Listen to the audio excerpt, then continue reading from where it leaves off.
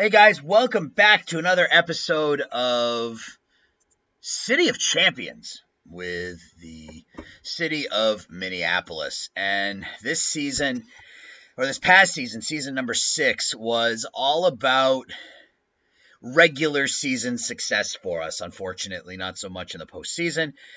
We failed to win a championship here in year 6, but we have 4 teams, all made the playoffs, all looking really, really good. We're going to start with the Twins. The Twins are probably the team that is the most on edge. Financially, we're not in great shape. Some of our players haven't developed quite like we would have liked. But that being said, we did make the postseason again. That's not where I wanted to go. We finished 90 and 72. We finished in second place. The Tigers won 97 games this past season. Finished 90 and 72, and we got knocked out in the division series by the Houston Astros. They beat us in 4. World Series went to the Padres. 90 and 72, another 90-win season for us. We took over here. So 88 and 74 was our first season. We've made the playoffs every year. We've been in charge of the Twins. We have 1 championship to show for it. And if we look at our roster, we can see some changes, nothing major here. We did suffer a lot of injuries. Tyler Mahle out again. Frankie Montas out for 4 months. So we had to go with the young players. Mata, Appleby, and Petty were in our postseason roster, which isn't exactly what you want. We'll just start with the stats. Like offhand, I can't remember any of the deals I made, so they'll trigger when I see them here. We signed Pete Fairbanks, and he was terrible. His ratings were significantly higher than that when we signed him, so he was really bad. I think he was our only pitching addition this season, and it wasn't particularly good. So Kumar Rocker, 4.73 ERA, 4.17 FIP, good for 3 WAR, was 14 and 11. I was looking to move him, and I will continue to look to move him. You can see his ratings have started to drop. Next year is his last year of arbitration, and then he'll be a free agent, so I will continue to look to move him. Chase Petty, we moved into the starting rotation, and he was fine. He's 24-year-old, 10 and 7, 4.22, 130 strikeouts in 136 innings. Ground ball pitcher who throws 100. That's my bag. That's the type of pitcher I love. So hopefully he improves on that next year. Caleb Appleby, we made him a starter right at the end of the season. He'll probably be a starter going into next year. Good stuff, movement control, 3 really good pitches. Started the season as a bullpen arm, but was terrific. Brian Mattis, same thing. Started in the bullpen, ended up in the rotation, had a really good season. So Petty, Appleby, Mata, and then if our 2 other starters, Montas and Mahle, can come back from injury, I think we'll be okay. Woods Richardson got moved to the pen right at the end of the season, but he's put together 4 of basically the same season, between 1.5 and 3 WAR. He's been fine. Christian McGowan, really solid rookie campaign out of the pen. Hugo Pena, we got him from the Red Sox. He's had put together back-to-back really solid seasons for us. Anthony Silvas got some starts this year. His ratings as a reliever look phenomenal, but he'll battle for a starting position next year. Halverson, we took in the Rule 5, and I have no problems with this. 127 strikeouts in 87 innings. He was good. Riley Stanford, we called him up from AAA. He struggled this past season, but hopefully he'll get some more opportunities next year. Cardenas got an opportunity as well. Looks like he pitched pretty well. And Cronin continues to pitch poorly for us, despite his ratings. So that's the defense rather. The pitching staff. Or the pitching staff, the lineup, we only made 1 real move, and that was to sign Anthony Rendon to a 2-year contract. We have a team option. I don't know what I'm going to do with it. He was okay, 2.6 WAR. I signed him because he's still really good against lefties, but even those numbers are starting to drop, and we need the money, so we may very well move on from him. Juan Soto only played 130 games after only playing 87 last year, but still put up 5.5 WAR, still was really, really good. He can opt out after next season, so it'll be interesting to see what he does there. Buxton continues to rake, continues to play really, really well. He's only going to play 120, 130 games a year, but 5.5 WAR. He was fantastic this year for us. Alex Kirilloff, his contract is up. Bounced back after a disappointing season last year. He's been really fantastic for us. 178 home runs in 6 seasons. So I don't know what I'm going to do. I don't know if I can afford to re-sign him. Royce Lewis with another great season. As long as he's healthy, he's a linchpin at shortstop. We signed him to a long-term deal, 6 years, 96.6 million. You can see 9, 14, 19, 19 with an opt-out, and then a 17, and then a team option at 17. So he's locked up long term. Nico Horner had a good year. Offensively wasn't quite as good as the last 2 years, but still played really good second base. Talked about Rendon. Blake Hunt actually took over the starter's job and was terrific. 17 home runs, 41 RBIs, great defense as a starter. Bregman, the numbers are going the wrong direction here for Alex, but he did still put up a 365 on base percentage. I am recording, right? I am, yes. Can still hit lefties pretty well, but unfortunately, we're locked into him for another couple of seasons. Tristan Cassius, the batting average finally started to come around a little bit, hit 31 home runs, so that's nice. We picked up Kevin Biggio at the trade deadline. He was really good for us. Just because he can play multiple positions, and that bat, I like that bat profile, so maybe we bring him back. And then the rest of the team, meh. Christian Pache became, like I said, became our backup outfielder and he was fine. 287 batting average. Justin Henry, Malloy, not great. Melendez hit for some power, but this is what you get out of MJ, right? A lot of power and good defense and a really low batting average. Austin Martin wasn't particularly good this year. I think his time with us may be done. And then Hendrik Penango we had to call up and play occasionally. So if we take a look now at our draft,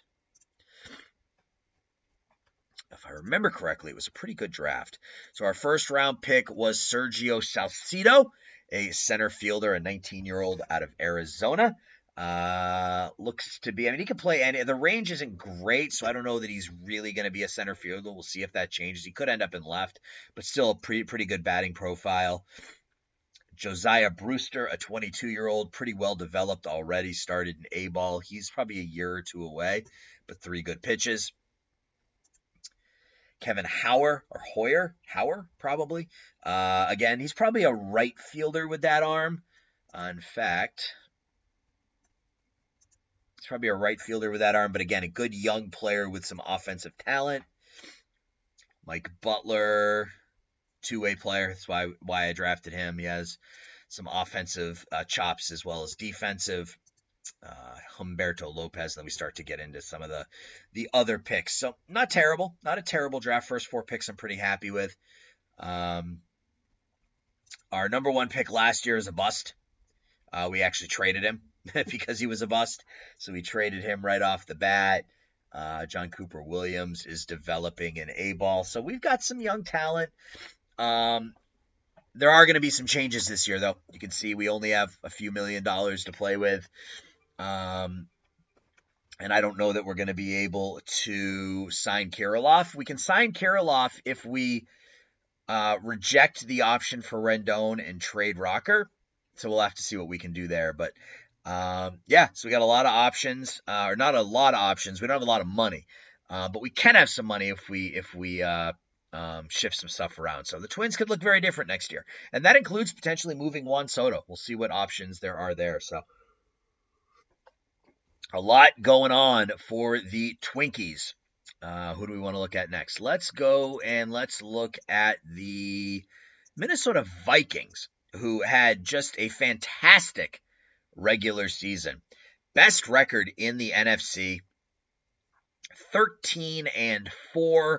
Just an absolute steamroller of an offense, 473 points. We were 13-2, and we lost our last 2 games of the regular season, and that went right over into the postseason as we lost in the divisional round to the Chicago Bears, unfortunately, of all teams. We'll go back and take a look here. Playoffs.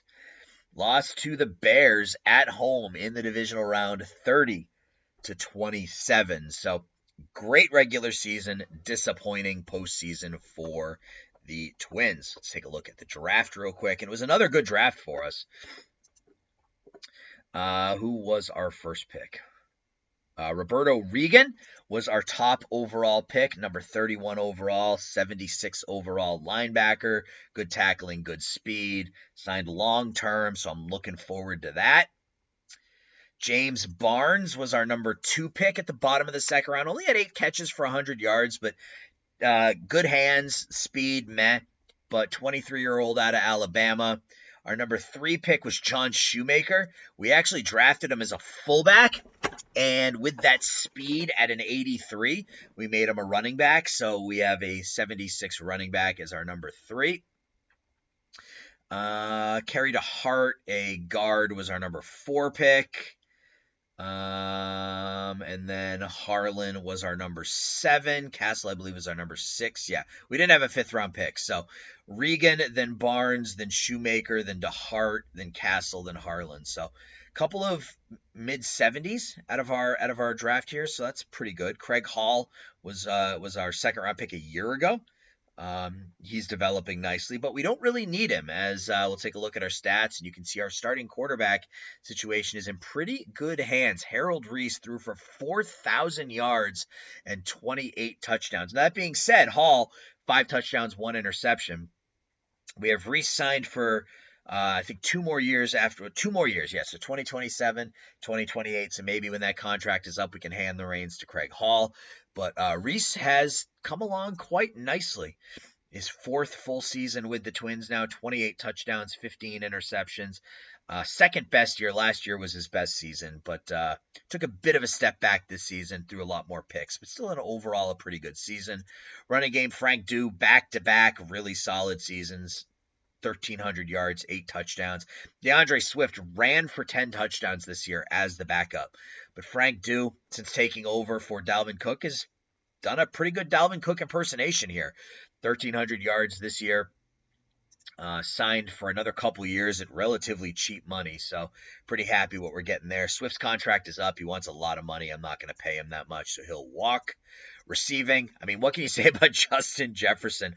142 receptions for Jefferson, 1,500 yards and 8 touchdowns. Just an absolutely ridiculous career being put together here for Justin Jefferson. 981 receptions in his career, or excuse me, 679 receptions in his career for 7,500 yards and 50 touchdowns. Jonnu Smith is probably going to walk, but he put together a good season. 73 for 781 and 3 touchdowns. He just wants a lot of money. We'll see what he's asking for in free agency. Jalen Waddle, we picked up, I believe, in a trade, right? No, we signed him. 2 years at $5.5 million. And he was fantastic. 72 catches, 862 yards, and 12 touchdowns. So just really, really good. Good speed. Hands are fine, but good season for Jalen Waddle. Dalton Keene is signed beyond this year. He'll be our starter next year. Hugo Adams put together a pretty good season. So good pass catching numbers out of our top 4. Then Hugo Adams has that number 5. Our defense man, we signed a horse. We signed Myles Garrett to we signed him in free agency in training camp because nobody wanted to pay him $20 million. So we signed him, and then we signed him to a 3-year deal, $16 million next year, 14, and then 11. And all he did this year for us was put up 14 sacks.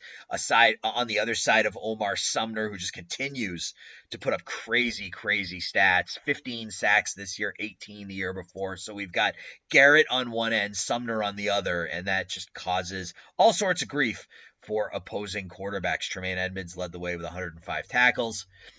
Cameron Bynum, 4 picks. J.C. Horn with 3. Jabril Cox with 2. Again, the sack numbers are just crazy. 15 for Sumner, 14 for Garrett, 6 for Cox, 4 for Edmonds, Cochran, Cashman, Birch, Bynum, Barmore, Regan, and Castle. Oh, right. We signed Christian Barmore to a free agent. Oh, no, we signed him last year, so this was his 2nd year with us. It's hard to keep track of all the different transactions that my team has, so let's go in and see if it's here. I think it might be here, right? Yeah, so if we go to Minnesota, signed Waddle, signed Siegler, signed Frank Drake, Byron Murphy, and Jabril Cox. We signed him as a free agent. And that was it. We signed Kyle Fuller to fill some space, and he didn't play at all. Same with Blake Lynch. So Yeah, Jabril Cox was really good for us. 86 tackles, 6 sacks, 2 picks as a 28-year-old linebacker. So 13-4, made the postseason, knocked out in the first round of the playoffs. That is your Minnesota Vikings recap.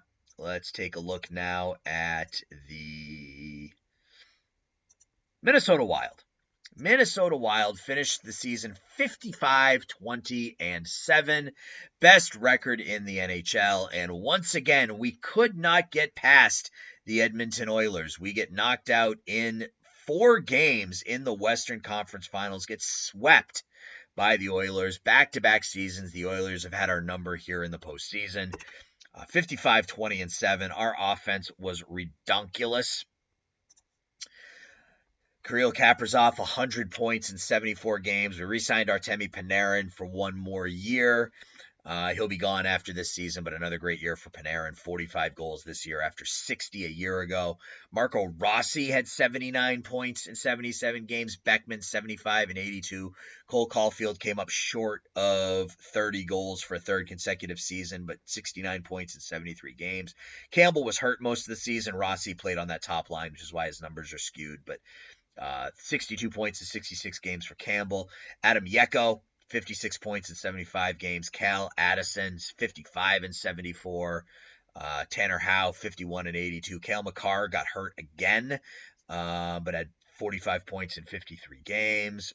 Mazden Leslie, 41, was a plus 42. Korzak was okay. Aaron Kiviharu, his rookie campaign, a plus 35. Jesse Nurmi, 32 points in 75 games. Brisson, 29 and 71. Urasek, 28 and 58. Yeah, just really good numbers up and down the roster. We picked up Samu Tuamala off waivers. 2.5 star, 3.5 star, 24-year-old. And we picked up Mason Lowry as well as depth. The goaltending situation was a little weird this year. The game seems to have reverted a little bit back to just leaning on one of your goalies, even though you tell it not to. You can see Hunter Jones played in 67 games, was 47, 15, and 4 with a 305 and a 908. Jesper Wallstedt didn't play that much, only played in 20 games, and he's actually listed as my number 1 goalie. So we'll have to see what happens next season, see if I can switch that around, because if one of them is going to play that much, I want it to be Wallstedt. So we'll see.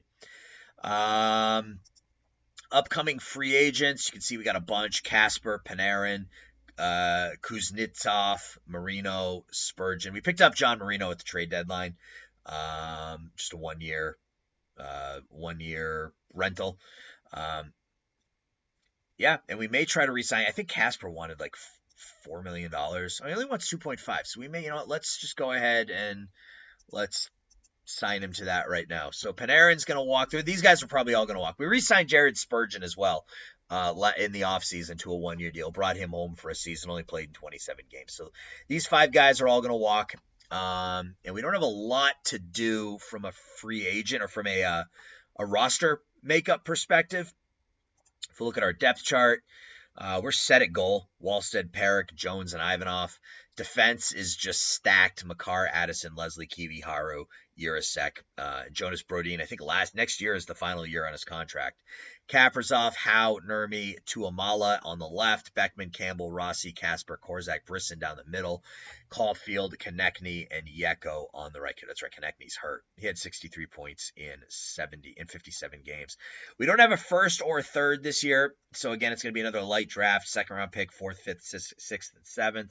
We may try to move some of our goaltending depth. Maybe move Perrick for a draft pick. He's just not getting. He's stuck in Iowa, where he's been fantastic. We just don't have a spot for him right now. Or maybe we trade Hunter Jones. I don't know. We'll see. We've got some options here, depth chart wise, in our goaltending. Who did we take last year? Transaction log. If we go back, do we have the draft listed here? No, it doesn't list the draft. I can't remember who I drafted. Is there a way to look at the draft history? I don't think there is. So let's go back to the depth chart and see if I can sort it out.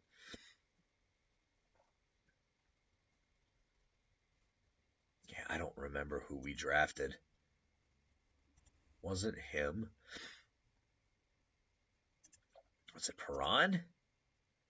No, he was picked in the 4th round in 2023, so he was drafted a while ago.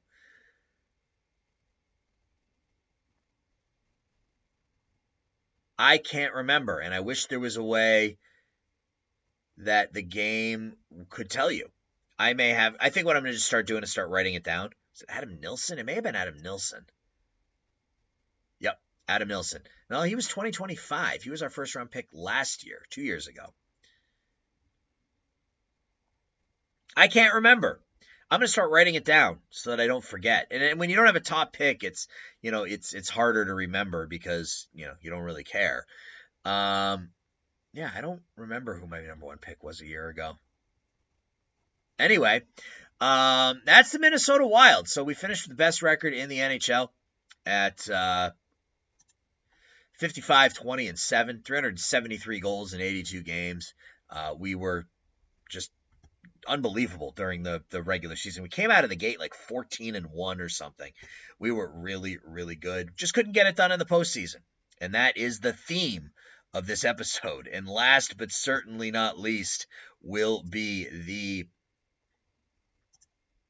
Minnesota Timberwolves. Another great season, another great regular season for your T-Wolves, 63-19. But again, we could not get it done in the playoffs.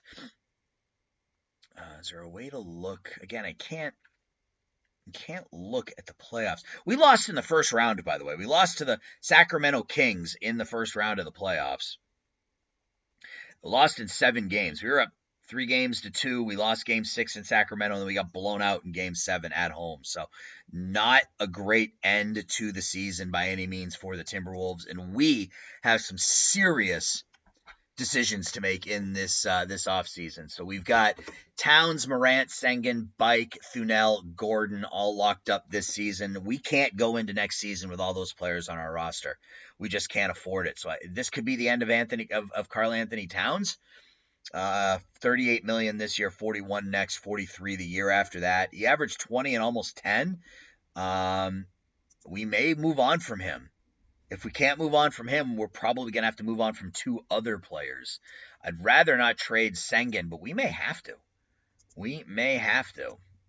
Sengun's better defensively than Towns. Obviously not as good a scorer, but yeah, I mean, if we can move on from Towns and get draft picks in return or some young players who maybe don't make quite as much, that may be the play here.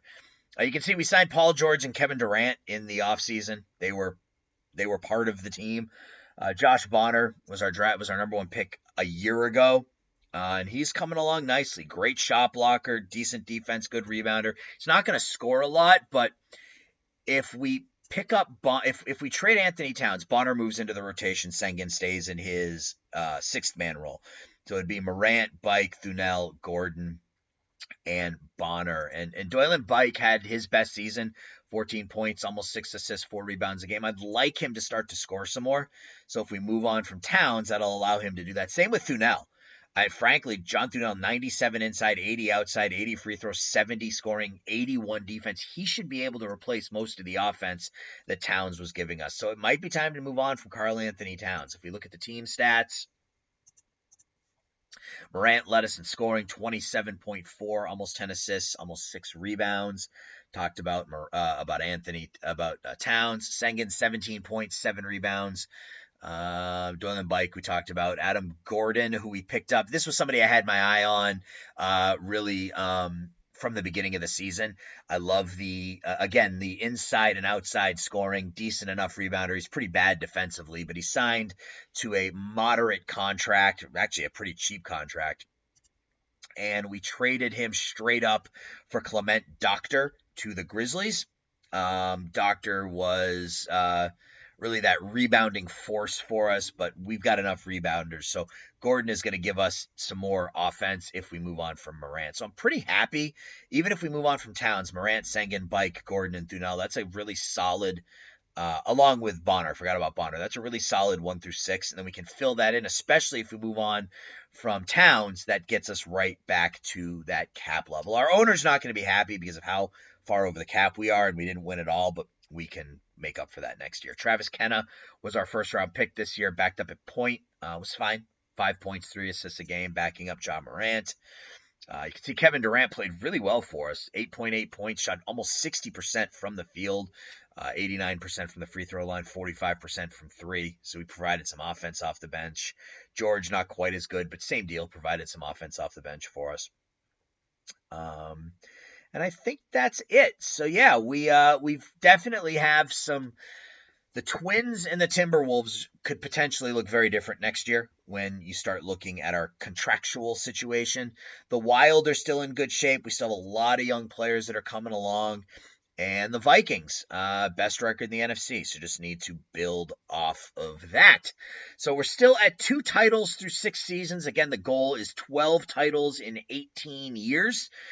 Or 13 titles and whatever comes first. That's what we're shooting for. So we are 1/3 of the way through this playthrough at year number 6. So if there's anything else you guys want me to take a look at, because these videos are a little bit shorter than some of the others, they usually run about 30 minutes. So if there's anything else you want to see, anything else you want me to take a look at in these playthroughs or in these review videos, let me know. Otherwise, I'll keep doing them like I'm doing them. So guys, as always, thank you for watching. I appreciate your support. Talk to everybody soon with a new mic, as my new mic showed up while I was recording this. So next video, we'll be back to not sounding like I'm in a tin can. So thanks for watching, guys. I'll talk to you all soon. Bye-bye.